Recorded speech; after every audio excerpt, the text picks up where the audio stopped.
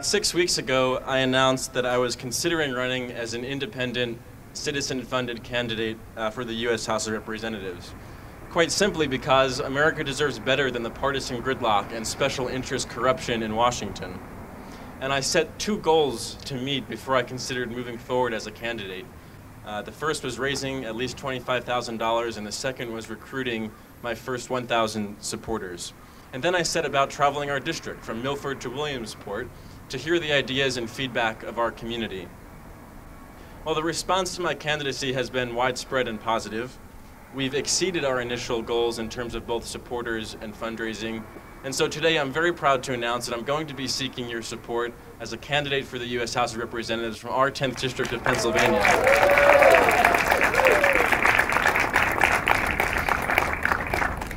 I'm thrilled to be kicking off the campaign in Milford, here in Pike County, where it all began for me.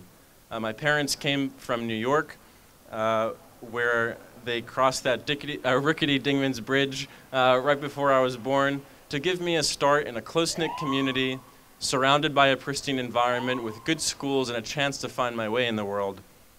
I grew as a person in our community, starting a small business, Hot Diggity Dogs. Christina here was in our hot dog costume more than once, so thank you. Running a nonprofit organization, the Pike County Youth Coalition, writing for our local paper, working in our national park. And the sense of civic-mindedness that I developed in being involved in student and local government inspired me to study American government in our nation's capital. But I'd often find myself back here on breaks from school at the Milford Diner and elsewhere around town, staying involved in the community that I've come to love. In giving me a start here, my parents did the same as their grandparents before them, who immigrated from Italy through Ellis Island in search of their American dream. And that's the story of our country. Each generation seeks to give the next a leg up and a chance at greater prosperity and happiness. That's the promise of America. But it's also a promise that we're now in peril of breaking. Not so much on an individual level, but on a collective one. For the first time ever, most Americans now say that the next generation will inherit a lower standard of living than the one that we enjoy today. I'm running for Congress because as a proud American and as a proud Pennsylvanian, I refuse to accept the inevitable outcome of the status quo, which is going to be a country in decline. I think that America deserves better, that America can do better, and we can do better together.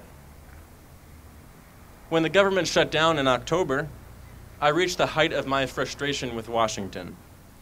I was disappointed and embarrassed to see my congressman, Tom Marino, not only vote for the shutdown, but vote against the bipartisan compromise that reopened our government. That isn't how our government is supposed to work. Responsible governance is about suggesting an alternative solution to the one that you disagree with, not about holding the rest of government hostage to one's demands to defund a law that you do not like. Congressman Marino demonstrates all that is wrong with Washington by choosing to vote with his party 94% of the time, by choosing to accept over 40% of his campaign cash from special interests. The congressman is not leading. He is following. He's following his party, he's following the polls, and he's following the people who contribute to his campaign. Congressman Marino is not the kind of politician I want representing the community that I've grown up in, that I call home. And I'm willing to work my hardest day in and day out until I knock on the last door on November 4th to make sure his current term is his last. Now, are you with me?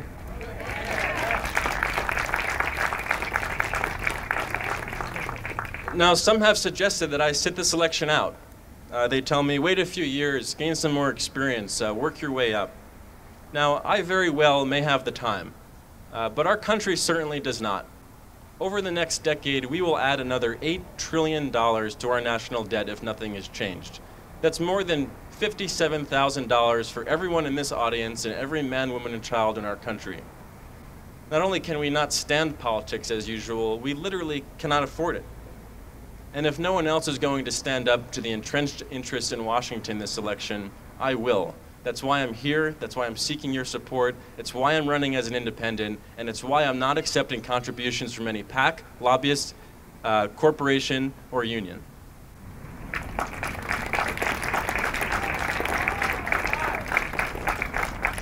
And what of this question about experience? Can anyone guess how old the average member of Congress is in the 113th Congress? 57. And can you guess how long the average member has been there serving? 9 years. In fact, we now have one of the oldest and longest serving legislatures in our history. So in other words, there's never been more experience in Washington, and Washington has also never been more broken. We need new ideas, we need a fresh approach, and we need new leadership. Now, I've spent the last decade working to advance nonpartisan reforms to fix our broken political system and our unsustainable national debt.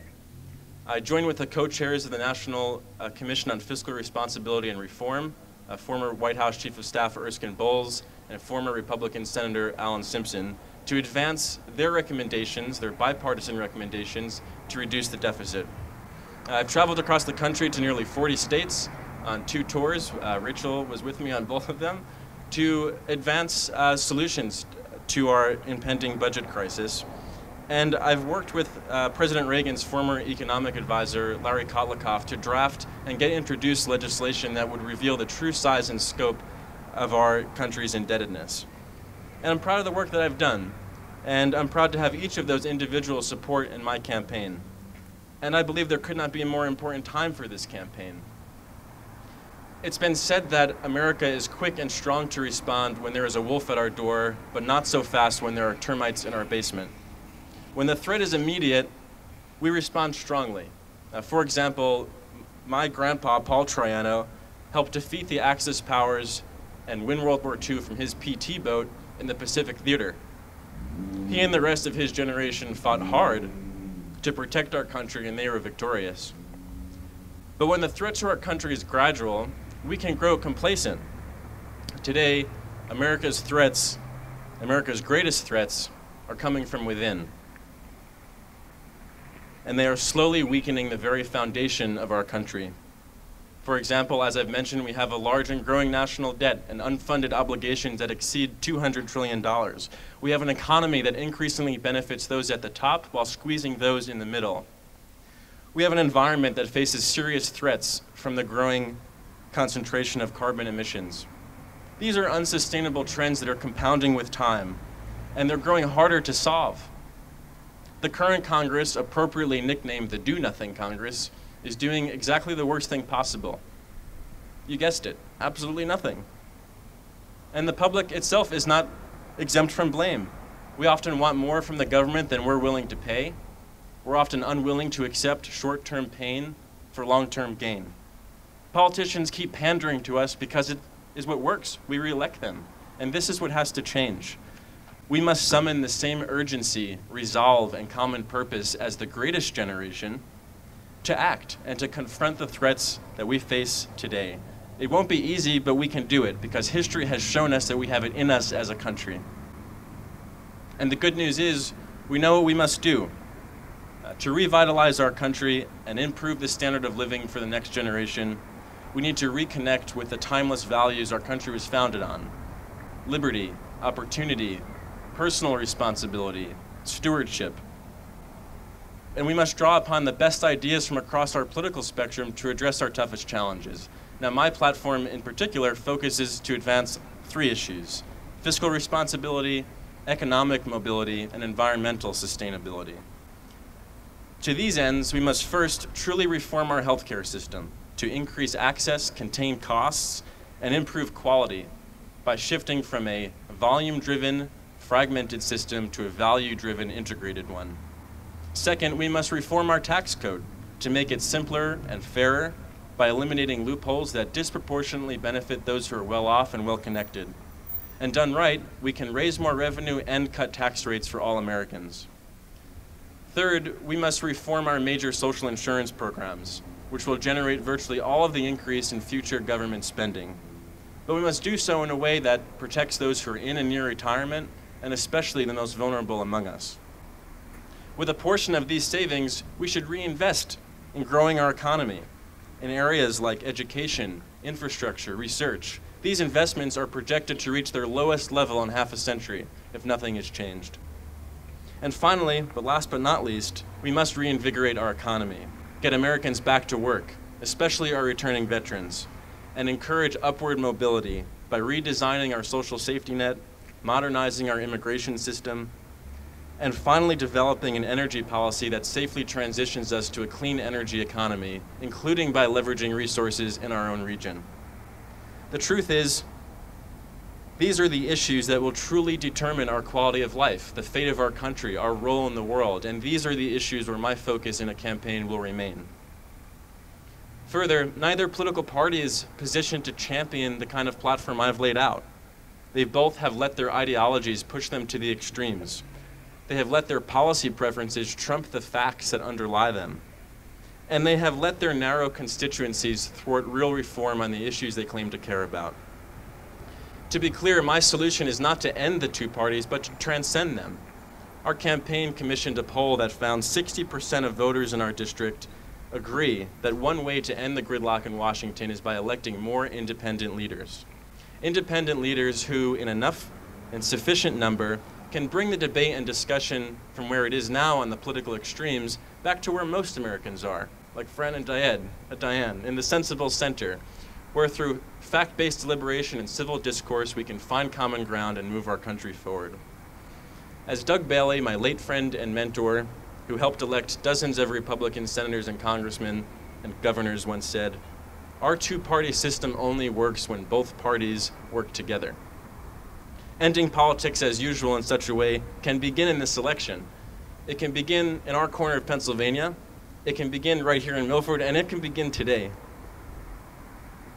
Now, the genius of our founders is that they put the ultimate power of government in the hands of the people. Indeed, when Benjamin Franklin exited the Constitutional Convention, he was approached by a woman who asked, "Well, doctor, what have we got, a republic or a monarchy?" And Dr. Franklin replied without hesitation, "A republic, madam, if you can keep it." Or more to the point, if we can keep it. That is our responsibility. For as much influence as the party bosses and talking heads on television and the lobbyists appear to have, it is we the people who wield the most powerful tool, and that's our vote.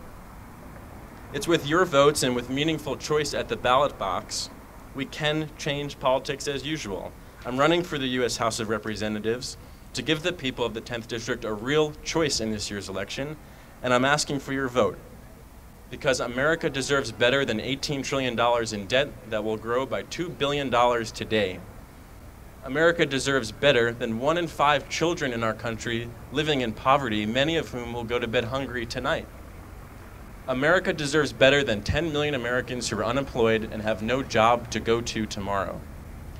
And America deserves better than politicians in Washington who care more about keeping their jobs than doing them and solving these problems. You deserve better, we deserve better, and together with your support, we can do better. Thank you very much.